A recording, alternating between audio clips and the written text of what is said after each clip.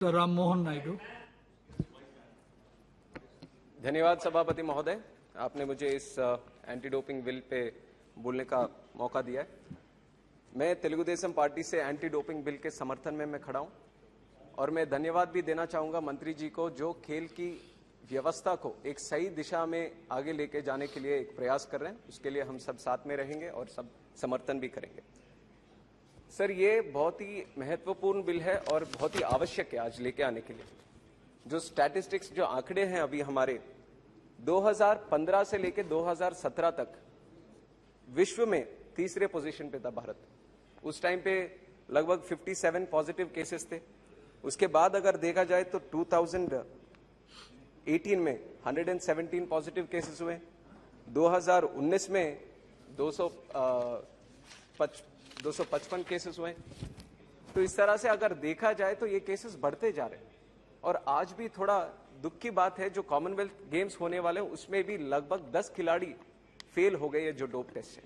तो बहुत ही आवश्यक है, इसको लेके आने की जरूरत तो बहुत ही है। और बहुत डेलिब्रेशंस के साथ भी सेलेक्ट कमेटी के बाद बहुत ही legal experts, medical experts, sports के एक्सपर्ट्स सबके साथ डिस्कस करने के बाद ये बिल लेके आए। पर उसके बावजूद भी 2-3 ऐसे सुझाव हैं जो मैं आपके जरिए मंत्री जी को मैं यहाँ पे रखना चाहता हूँ। सबसे पहले, जो बहुत ही लोगों ने, सदस्यों ने भी मेरे से पहले जो बोल रखे हैं, उन सब ने भी ये बात उठाई है, जो डायरेक्टर जनरल का अपॉइंटमेंट या उसको जो निकालने के तरीका जो है, इसमें जो इन्वॉल्वमेंट है केंद्र सरकार की, वो डेफिनेटली वो कम होनी चाहिए या बिल्कुल होनी ही नहीं चाहिए। This is what the Wada also suggest. जो वर्ल्ड एंटी डोपिंग एजेंसी भी है वो भी यही सजेस्ट करता है कि एक इंडिपेंडेंट ऑर्गेनाइजेशन की तरह इसको चलना चाहिए। उसमें मिनिमम गवर्नेंस इंटरफेरेंस होना चाहिए ताकि वो अपने काम सही तरीके से बिना कोई इन्फ्लुएंस के साथ वो करे। और वाडा को क्यों इंपॉर्टेंट हम लेना चाहिए, क्योंकि एक देश ने इसी तरह वाडा के जो सजेशंस थे उसको नकारा तो उनको पूरे ओलंपिक से ही बैन हो गए वो रशिया। तो इसलिए हमें वाडा को बिल्कुल ध्यान में रख के कोई भी अगर निर्णय हम लेंगे तो जरूर उनके जो सजेशन है, उनके जो राय है, हमें जरूर पॉजिटिवली लेना चाहिए। सर, इसके बाद दूसरी जो बात है, अभी क्रिमिनल पीसी सीआरपीसी भी हमने ऐड किया है इसके ऊपर। तो ये बिल क्लॉज 19 भी सजेस्ट करता है कि NADA can enter search and seize for anti doping activities under CrPC. I just want to get a clarification from the honourable minister that this kind of clause will not be misused by any of the organizational officers. Will they be given any legal warrants before they are searching any player or not? That kind of clarification I would like from the honorable minister. Sir, other than this, एक और important बात जो मैं रखना चाहूंगा, national dope testing laboratory. पहले ऐसा होता था कि जो एनडीटीएल इंडिया का जो नेशनल डोप टेस्टिंग लैबोरेटरी था, वहां पे 6 केसेस ऐसे उन्होंने टेस्ट किया जो नेगेटिव आए। फिर बाद में मॉन्ट्रियल कनाडा में एक टेस्टिंग फैसिलिटी को जब उन्होंने भेजा तो वहां पे पॉजिटिव आए। तो इस तरह के काफी इंस्टेंसेस ऐसे हुए थे जहां पे हमारे यहाँ पे अगर टेस्टिंग हो रहा था तो नेगेटिव आ रहे थे, कहीं और दूसरे लैब में अगर उसको करेंगे तो पॉजिटिव आएंगे। तो ऐसा क्या बदला? अभी तो जरूर ये लैबोरेटरीज को हम रिकॉग्नाइज करने के एक कानून तो लेके आ रहे हैं, पर ऐसा क्या बदलाव हम लेके आ रहे हैं इसके अंदर या इंफ्रास्ट्रक्चर के अंदर कि इस तरीके के इंस्टेंसेस आगे हम रिपीट नहीं करेंगे। So this clarification also I definitely like from the honorable minister, sir. Sir, the third point that I would want to make, इसमें athlete को define किया है, but the only confusion that I have right here is if there is any player, foreign player who is coming from outside the country and competing in an event in India, will he be under the ambit of this law or will he be under their own parent country law?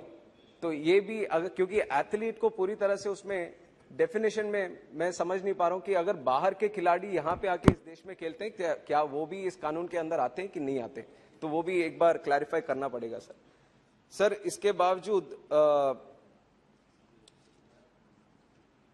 Sir, more like a suggestion जो बाकी लोगों ने भी दिया है, awareness is definitely a very important point that we should concentrate on.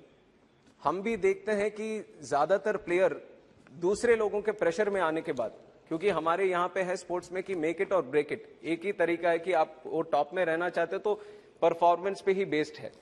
तो उस दबाव में आकर काफी लोग, कुछ लोग अनजाने में जाने में कुछ सजेस्ट करते हैं, तो उसके प्रभाव में आकर वो लोग इस तरीके के डोपिंग सब्सटेंसेस कुछ लोग यूज करते हैं परफॉर्मेंस एनहांस करने के लिए, but not with a negative intention. तो जरूर इसको टैकल करने के लिए अवेयरनेस प्रोग्राम्स जैसे पहले भी स्पीकर्स बोल चुके हैं, तो वो जरूर करना चाहिए सर। सर टू सारे पॉइंट आ गए। yes I know sir, but from my party also I have to make this. Sir, All your points have come. 2 more points, I'll just close it.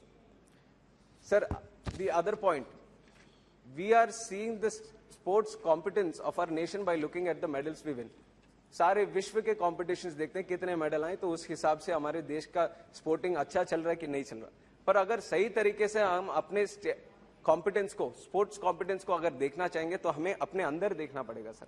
गांव गांव में देखना पड़ेगा, हमारे स्कूल्स में देखना पड़ेगा किस तरह का इंफ्रास्ट्रक्चर वहां पे बन रहा है, किस तरह से बच्चे वहां पे स्पोर्ट्स में जुड़कर वो अपने दिल से वहां पे खेल में वो शामिल हो रहे हैं, ये सब देखना पड़ेगा सर। तो इसके लिए मैं स्पोर्ट्स मिनिस्टर से रिक्वेस्ट करूंगा कि स्पोर्ट्स का इंफ्रास्ट्रक्चर स्कूल्स में भी इंप्रूव किया जाए।